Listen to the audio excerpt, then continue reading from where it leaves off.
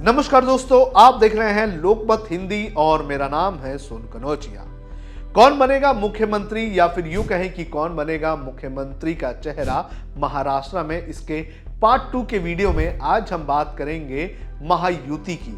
महायुति यानी कि जो महाराष्ट्र में इस वक्त सत्ताधारी अलायंस है उसकी। इसके सामने भी महाविकास आघाड़ी की तरह ही जो मुख्यमंत्री का चेहरा कौन होगा या फिर जीत कर आए तो मुख्यमंत्री कौन बनेगा, इसको लेकर चैलेंज है। अलायंस की तीनों पार्टियां जो हैं वो अपने अपने नेताओं की दावेदारी कर रही हैं। सबसे पहले समझ लेते हैं कि महायुति है क्या और महायुति में ये जो पार्टियां हैं इनके नंबर्स क्या हैं।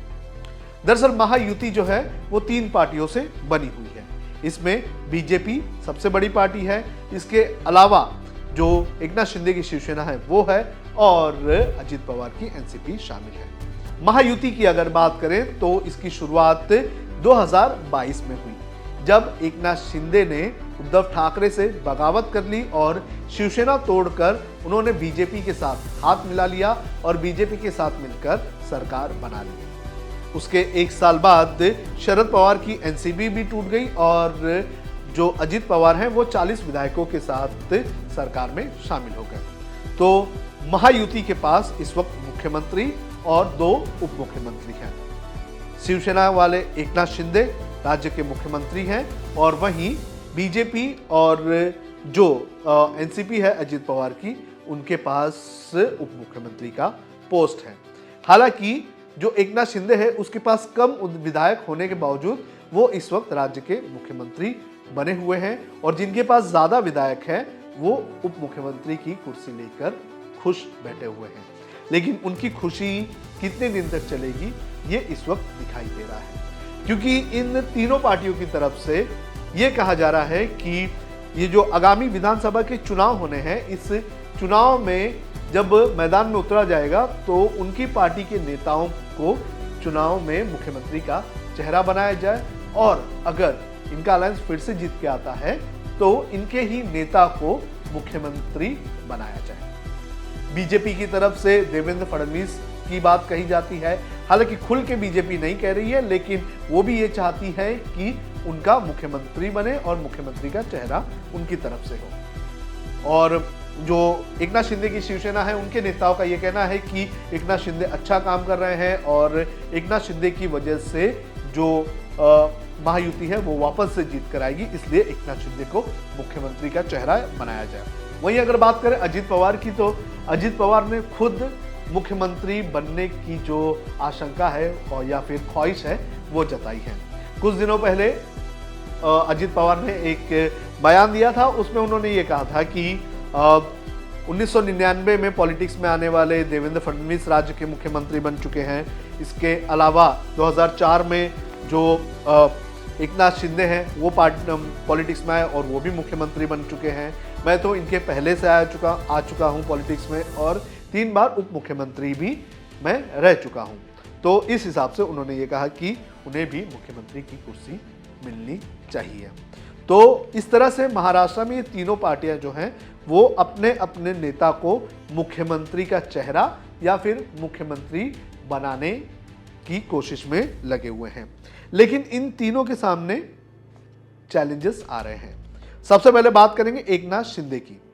दरअसल महायुति के सामने ही चैलेंज है कि क्या उनकी सरकार आएगी या नहीं, क्योंकि जो सर्वेज हैं वो कुछ और बातें बता रहे हैं। लेकिन ये चुनाव है, चुनाव में कुछ भी चीज़ें फिक्स जो है वो चुनाव के नतीजों के बाद होती है। लेकिन फिर भी इन नेताओं के सामने चैलेंज है। एकनाथ शिंदे की बात करें तो इनके सामने सबसे बड़ा चैलेंज ये है कि उन्होंने बगावत की, उन्होंने उद्धव ठाकरे को धोखा दिया और इसके लिए उनके खिलाफ एक जो सेंटिमेंट है वो बनता हुआ नजर आ रहा है। वहीं बात करें देवेंद्र फडणवीस की, तो देवेंद्र फडणवीस की इमेज जो है वो राज्य में एक एरोगेंट नेता की बन चुकी है।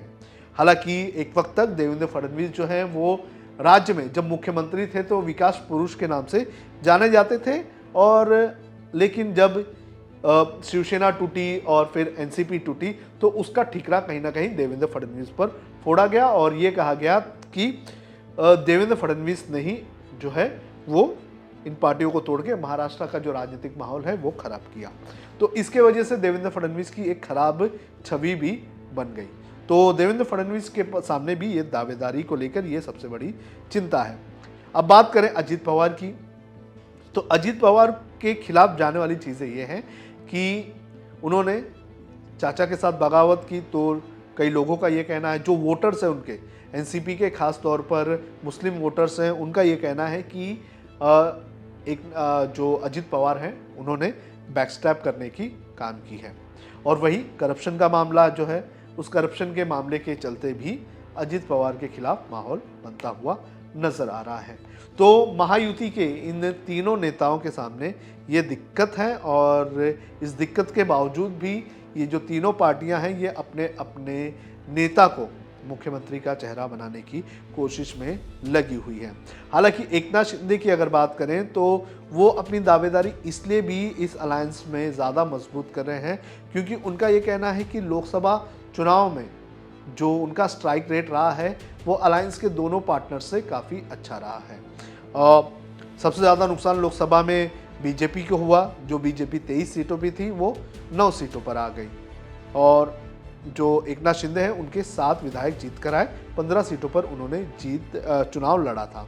तो इस तरह से एकनाथ शिंदे दावेदारी जो है वो ठोकते हुए नजर आ रहे हैं। तो फिलहाल ये तीनों चेहरे इस वक्त फ्रेम में हैं, और तीनों चेहरे जो है अपने अपने आप को मुख्यमंत्री का चेहरा, और आने वाले दिनों में अगर जो उनका अलायंस है वो जीत जाता है तो उसका मुख्यमंत्री बनाने के लिए खुद को प्रोजेक्ट करते हुए नजर आ रहे हैं। एकनाथ शिंदे लगातार एक के बाद एक योजनाएं ला रहे हैं, उन योजनाओं में एकनाथ शिंदे जो है वो फ्रंट पेज पर दिख रहे हैं, यानी कि उनका चेहरा बड़ा रहता है और अजित पवार और देवेंद्र फडणवीस का चेहरा छोटा होता है। वहीं अगर बात करें तो अजित पवार ने जन सम्मान यात्रा निकाली है, जो गांव-गांव तक जा रहे हैं, लोगों से मिल रहे हैं। वहीं देवेंद्र फडणवीस की अगर बात करें तो एक बड़े जो प्लान है उस पर वो भी काम कर रहे हैं। तो तीनों नेता इस वक्त अपनी अपनी जो छवि है उसको लेकर राज्य के मुख्यमंत्री का चेहरा बनने की कोशिश में लगे हुए हैं। तो फिलहाल इस तरह से इन दोनों अलायंस के बीच मुख्यमंत्री का चेहरा बनने को लेकर ये सारी चीज़ें हो रही हैं। दोनों के सामने क्या क्या चैलेंजेस हैं और दोनों किस तरह से कोशिश कर रहे हैं कि किसको मुख्यमंत्री का चेहरा बनाया जाए। आपको क्या लगता है कि महायुति में कौन मुख्यमंत्री का चेहरा बनने का सबसे बड़ा दावेदार है? आप कमेंट करके हमें ज़रूर बताएं।